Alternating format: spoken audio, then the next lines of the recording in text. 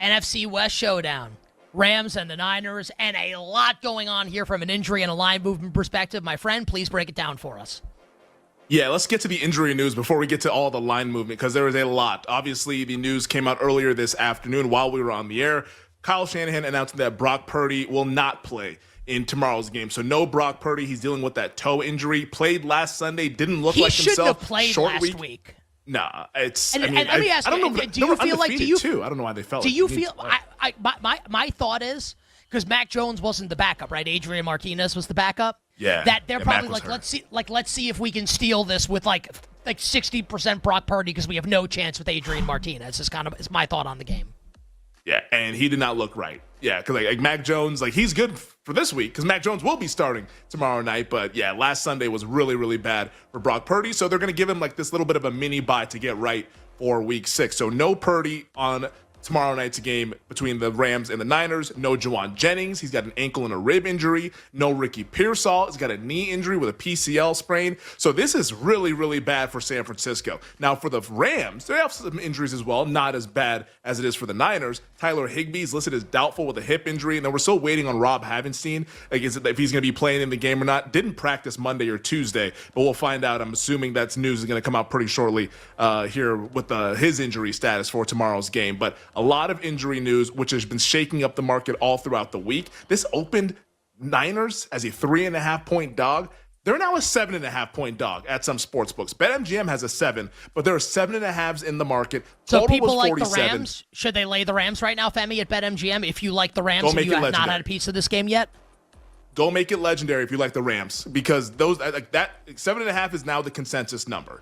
And all the 7s that are out there are now like minus 120, minus 125. If you have a chance to lay minus 115, which is the current number at BetMGM, go make it legendary and lay it with the Rams. But we're seeing Rams money come in with all the injuries on the Niners, and then also under money coming in. This was once 47, now down to 45.5.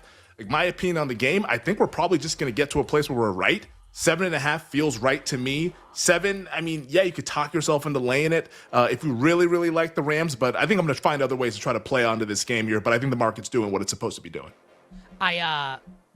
So when I think about this game, and this is like one of the noisiest games of the week from an injury and line movement perspective, so we'll spend less time on other games.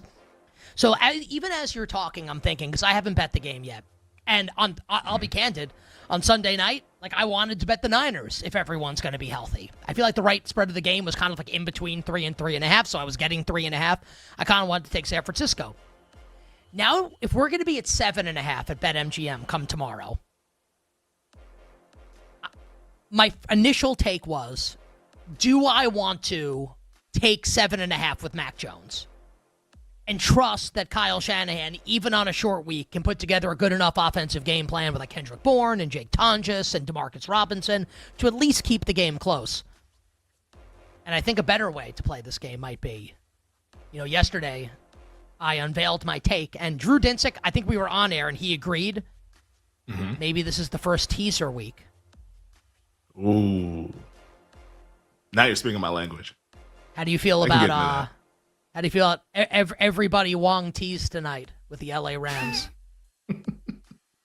I like that a lot. Everybody Wong tease tonight. Wanna Wong tease the Rams and Bills tonight. Oh, man. How do Rams Bills, how does that lose? I think it wins. So we'll talk more about that coming up tomorrow. But Femi just gave you an awesome injury breakdown with the Rams and the Niners. At a bunch of sports books, the Rams are full 7.5-point home favorites tomorrow night. BetMGM making it legendary, still with the Rams -7 for those so inclined. Femi, let's go to Sunday. Let's go across the pond to London with the Vikings and the Browns. Dylan Gabriel will start for Cleveland. What else is happening in this game, injury-wise, side and total? Yeah, the injury stuff is really big, but it's funny. Gabriel gets announced, and the point spread just stays the same. This was 3.5 yesterday. It's 3.5 today, with Gabriel now expected to be the starting quarterback, will be the starting quarterback for the Cleveland Browns. But one of the big reasons for that is the injury news on Minnesota's side. Of course, J.J. McCarthy, he's actually back at practice, but he's not going to play this weekend. It'll be Carson Wentz again. But their center, Ryan Kelly, still in the concussion protocol. Their offensive tackle, Brian O'Neill, is already been ruled out, expected to miss multiple weeks with a knee injury. Donovan Jackson, their first-round pick, their rookie at guard, has already been ruled out. Andrew Van Ginkel, their edge rusher, has already been ruled out in this game. Like, there's so many injuries on the Minnesota side. And Cleveland has their own injuries as well. Their wide receiver, Cedric Tillman, he was placed on IR. And then Jack Conklin, their offensive tackle, dealing with an elbow injury. Sounds like he's going to be limited in practice this week. We'll see that one, like more clarity on that, probably on Friday, maybe even on Saturday as we get closer to kickoff. But like a lot of injuries on the Minnesota side, which is why the total has been ticking down. We're all the way down to 36 after even touching 35.5 at one point. This was 37-38 earlier in the week. Now it's down to 36, but the side remains impact at 3.5. But a lot of injuries on the Vikings side. I like Cleveland. I took the 3.5. I think the Browns, anything more than a field goal is live. I think the Browns just win the game, honestly. I think Gabriel gets it done for this team and just protects the football and lets the defense do their thing. I did bet the Browns 4.5 on Sunday night. We talked about it on Monday. Just worth noting, and it's going to give me a little bit of pause and food for thought from Brian Baldinger. He likes Minnesota in the game. And I thought made a pretty compelling case for the Vikings and that Kevin O'Connell will game plan to stop Myles Garrett and not let Myles Garrett wreck the game. So I'm going to think a little bit about it. But look, like the hay's in the barn. I have to like buy out and bet on the Vikings. But as of now, Femi, I'm with you here, and I do like the Browns to cover against Minnesota. But you know, I did feel better about that bet with Joe Flacco, if I'm being totally sincere. But I am going to stick with my bet on the Cleveland Browns. Okay, to the 1 o'clock slate on the East Coast, the Indianapolis Colts hosting Geno Smith, Femi, and the Las Vegas Raiders.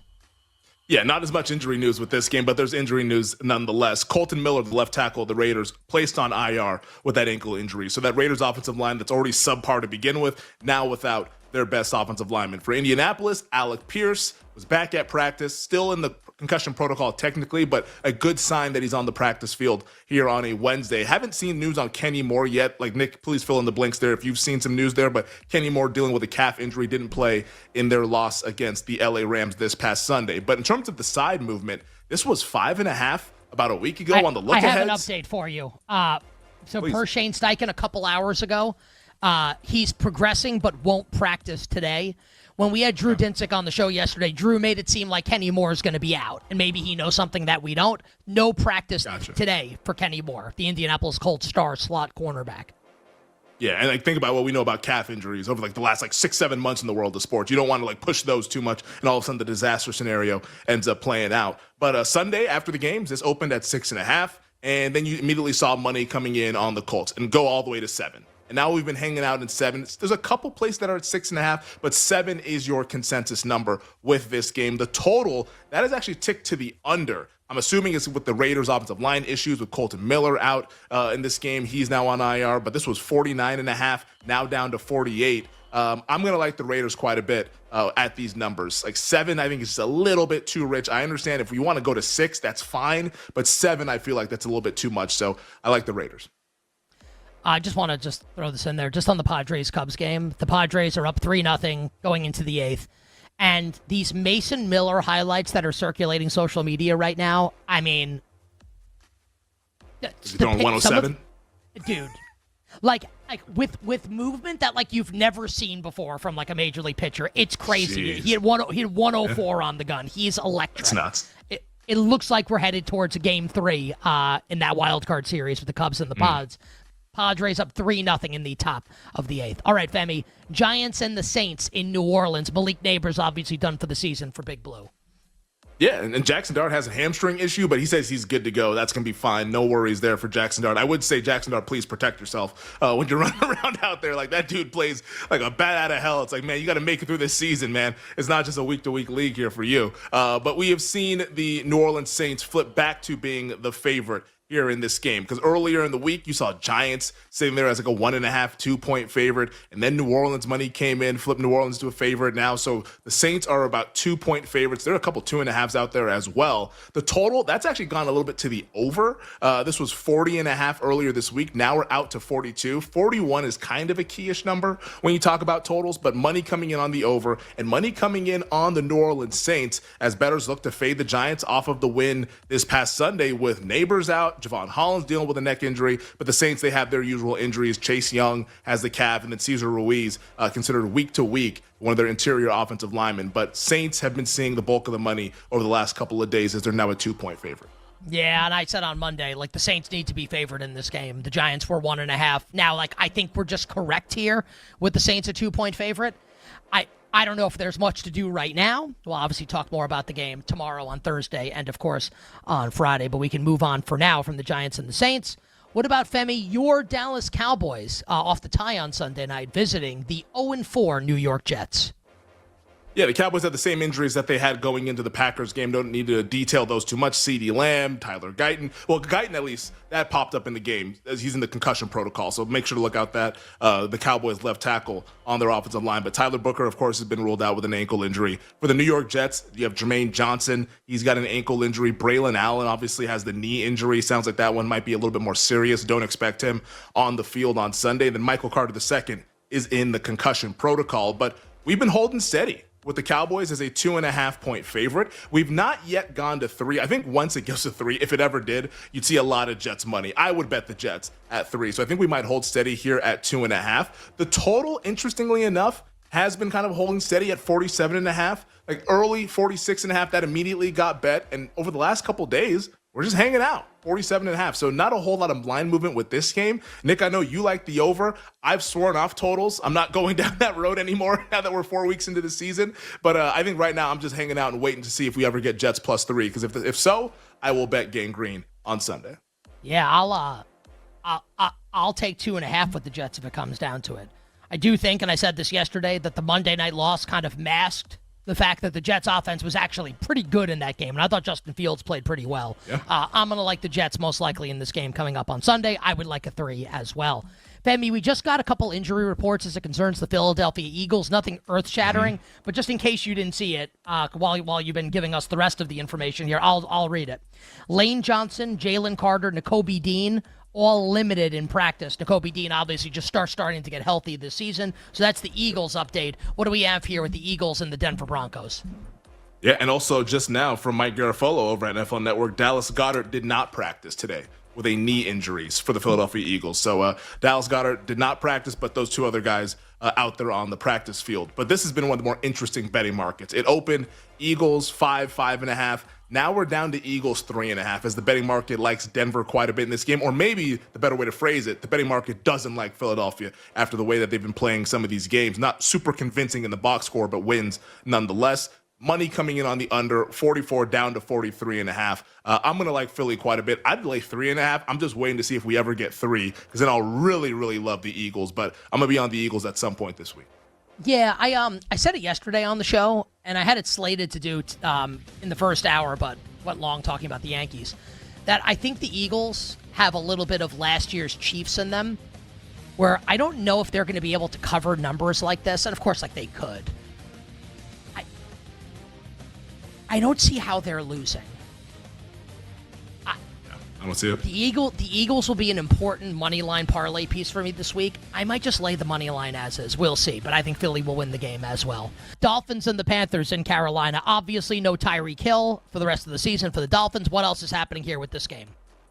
Yeah, we got some small injury news with this game. Xavier Legette for the Carolina Panthers dealing with a hamstring injury. Jatavian Sanders, their tight end, has an ankle injury, missed last week's game. The big news, though, is on the offensive line for them, which it's more so just adding fuel to the fire on this one as opposed to this player being awesome. But Chandler Zavala for the Carolina Panthers, their interior offensive lineman, placed on IR. They've already put Austin Corbett and Robert Hunt on IR. So think about that Panthers offensive line, the interior for a small quarterback like Bryce Young. Yeah, that's really, really bad. And we've already seen that the last couple of games. So in terms of the betting market, though, with this game, this opened around Pick'em. Then you saw Carolina get bet out to a 1.5-point favorite, and then the Dolphins are now the favorite. So we keep bouncing back and forth. Miami is your favorite right now on the road. The total has been bet to the under, 45.5 down to 44.5. My guess is that we might even hit that key number of 44. I have no strong opinion with this game. I'll likely pass the game. I think it should be around a Pick'em. It is around a Pick'em.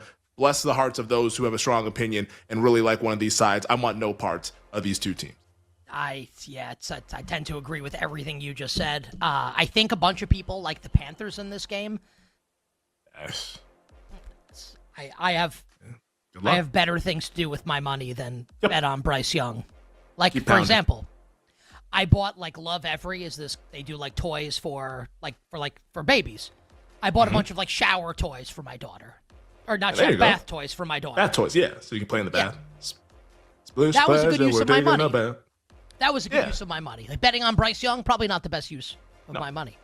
All right. I'm glad we're doing this early in the segment because there's a lot to get to. Femi, the Wednesday practice report is out for the MASH unit known as the Baltimore Ravens. What's happening with the Ravens and the Texans, side and total, etc.? Yeah, this is a big one here. Obviously, Lamar Jackson, the biggest story with this game, did not practice today. The expectation that he's not going to play come Sunday, because we'll get into the betting market. Of course, this would not be the market if people thought Lamar had a chance to play. But Lamar, dealing with a hamstring injury, left the game against Kansas City on Sunday. Ronnie Stanley did not practice, has an ankle. Of course, Nnamdi Madubuike out for the season. That's already been outlined. Travis Jones, their other defensive lineman, limited with a knee. That's some of the good news. Same with Kyle Van Noy. He's limited with a hamstring injury. But here's some more of the bad news. Roquan Smith, expected to miss multiple weeks. Marlon Humphrey, expected to miss multiple weeks. Nate Wiggins, DNP today at practice. And also Chidobe Awuzie, as well, dealing with injuries, DNP with a hamstring injury. That's their 3 starting corners that are all DNP. And injuries on the D-line, Lamar's injury, and that's why you have right now where the betting market sits, the Houston Texans, a 1-point favorite in Baltimore. This was going to be Ravens 9.5 before all these injuries. But you get that big swing when you get the quarterback and all these other injuries attached to that as well. Now, we got all the way out to Houston laying 2.5. Have seen money come in on Baltimore since then. The 2.5s were yesterday. Now we're down to 1 here today. The total, of course, has been bet aggressively to the under. This was supposed to be in that 46 range, reopened 43, now all the way down to 40.5. So money on the under, money coming in on the underdog, who once was the underdog in Houston, all the way out to 2.5, but now we bounce back to 1. My opinion with the game, I think whenever Lamar is officially ruled out, we're going to see more of a push towards Houston. So maybe we get back to that 2.5, and that is when I'll be betting the Baltimore Ravens in a fallen hero spot. But once again, it's a lot of heroes who will be out on Sunday for Baltimore. My thought is, no bet placed yet. I think the Texans might smoke them. I don't like the setup. I don't like the setup for Baltimore. This would be I think this is setting up for me as Houston or pass. You bet on this Wednesday. It moved week 5 in the NFL. Femi, Cardinals are hosting Cam Ward and the winless Tennessee Titans. I'm going to give a piece of fantasy football advice to everybody right now. So Trey Benson was placed on IR today by the Cardinals. They have Michael Carter, Amari DiMercado, and Zonovan Bam Knight. Based on everything I'm reading, and also a quote from Michael Carter at Cardinals practice moments ago, he says that last week he won, and I want to make sure I have this right. I actually think there's a Pat Tillman award that has nothing to do with his military service. That's goes the best practice squad player. I think I have this right. I'm pretty sure I read that tweet correctly. I'm not trying to be insensitive or anything. I'm pretty sure that that's accurate. And now he said he's going to be starting this week for the Arizona Cardinals.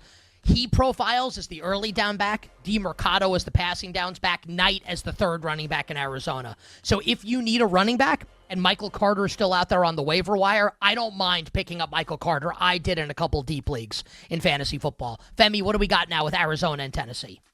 Yeah, and you are correct, by the way. I'm seeing the quote right now. It goes to the practice squad player of the week, the Pat Tillman award. And he said it's been a lot. You go from the Pat Tillman 1 week to starting the next week. So good luck to Michael Carter out there. It just sounds weird to say, so I wanted to make sure that I gave it that I gave it a little more attention.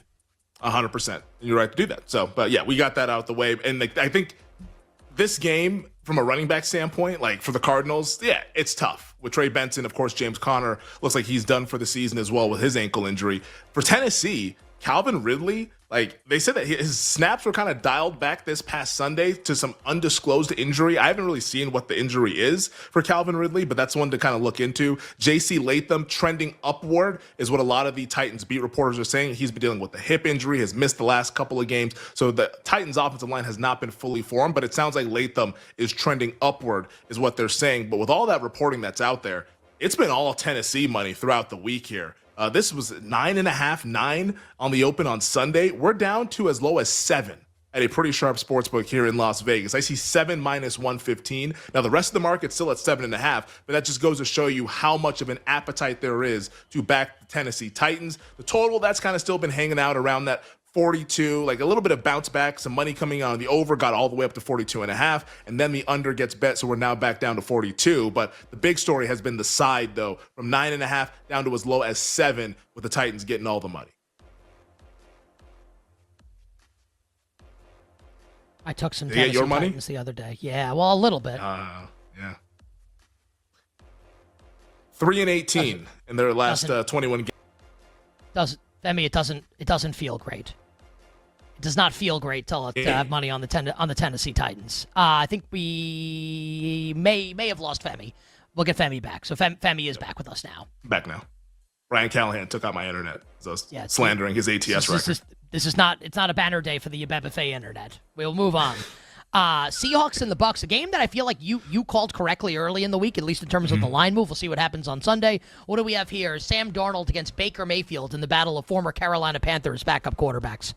Yeah, we got some injury news on the Tampa side. Mike Evans has already been ruled out with a hamstring injury. He's not going to be playing. Bucky Irving has this ankle and foot injury, which it feels like it's back and forth on the severity of this injury, but it seems unlikely that he'll be playing on Sunday. You have Hassan Reddick that is in the concussion protocol, has a neck injury. Jamel Dean, their starting corner, has a hip and a groin injury. And then DeMarcus Lawrence for the Seahawks, he's dealing with a thigh injury. But it's all been Seattle money. This opened 2.5. I bet Seahawks 2.5 Sunday night. We're now out to 3.5, so crossing through that key number of 3. And in terms of the total, it's all been to the under. This was 46. Now we're down to 44.5. Perhaps we're going to touch that key number of 44, but it's been Seattle money and money on the under. I agree with the Seattle part of the equation. I like the Seahawks. I think we're probably where we need to be with this game. Felt like in my mind, 3 minus 120 was probably the right number here. So maybe you could talk yourself into Tampa, but anything under a field goal was always a bet on Seattle. And that's the bet that I placed on Sunday. Yeah, I have to decide if I want to bet the Bucs or not. And I'm not sure I do with all of Tampa's injuries. And I love Sam Darnold and the way he's playing. I think for right now, this game, a pass for me, at least at the moment. Femi, what about the Lions and the Bengals in Cincinnati? Yeah, this game right now, the big news is on the Detroit side of the ball with their secondary. Now, DJ Reed, their starting corner, he's been placed on IR with a hamstring injury. Their other corner, sounds like he'll be okay. Terrion Arnold out of Alabama, he's dealing with a shoulder injury there. So, that's big then, because you don't want to be down CB1 and CB2 when you're taking on Jamar Chase and T. Higgins. Make fun of Jake Browning all you will. Still, those wide receivers against those corners, that could get problematic. But with all that aside, this is now out to 10.5. At some sports books, including BetMGM. This was 8.5, 8 prior to Monday Night Football. We all saw Cincinnati get embarrassed by Denver, and it's been all Detroit money ever since then. In terms of the total, a little bit of a push and pull. It was 49 out to 50, now back down to 49.5. So the total kind of bounces back and forth there, but the big story has been the side where Detroit 8.5, now crossing through 10, as I think a lot of people looking for Cincinnati to get embarrassed once again by a contending team.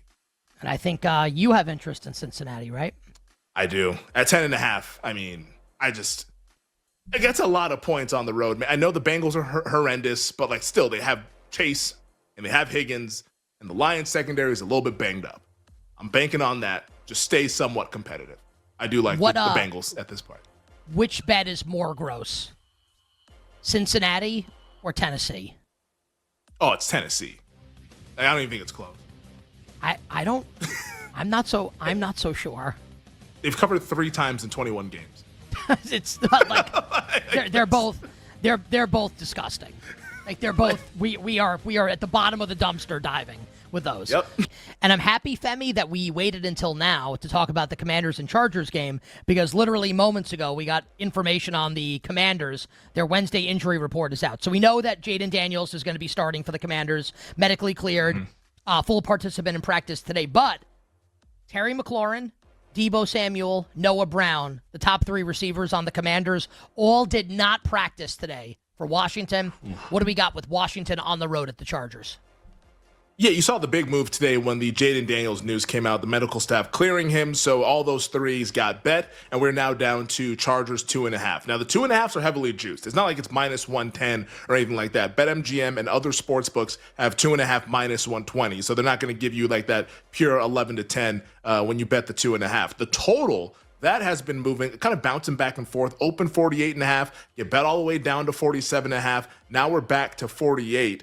Pending on this wide receiver health tomorrow and on Friday, that's probably going to dictate where we go with that total. But I like Washington in the game. Now, if they're going to be missing Deebo and Noah Brown, in addition to McLaurin already being out, then that makes it a little bit squirmish for me here. But at a field goal price, with Jaden Daniels on the road in an environment where there's probably going to be like 50% Commanders fans, maybe even more, since they don't get to go out to LA that much. I like the Commanders. I think this is like a coin flip game, so I'll grab the 3 with Daniels making his return back to the lineup.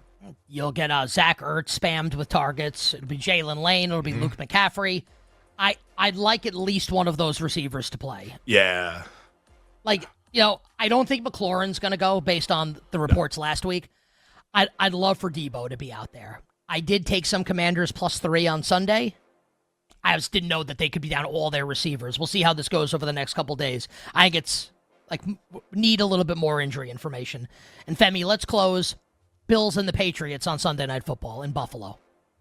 Yeah, Buffalo got a couple of key defenders back on the practice field, albeit in limited fashion, but back nonetheless in defensive tackle Ed Oliver and linebacker Matt Milano. Those 2 guys have missed the last couple of games, and it's hurt this Bills defense. They've looked very gettable out there on Sunday, even though they're winning these games. But those guys came back, practiced in limited fashion, and when we saw the report, you saw Buffalo money come into the market because this was all New England at open, because like New England opens up 8.5-point dog. We get down to 7.5, and now we're seeing 8s out there in the market. 8 is now our consensus number. BetMGM even has 8 -115 in favor of Buffalo. As for the total, with those defenders coming back, we've ticked to the under. This was 50, now down to 49, with the expectation being that Milano and Oliver should be good to go for Sunday night's game.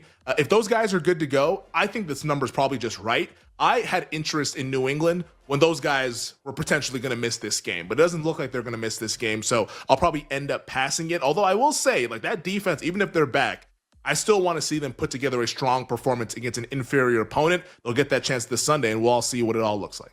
Yeah, I think the Bills are going to wreck them. I think the point spread of the game should be 10. And their defense wreck someone?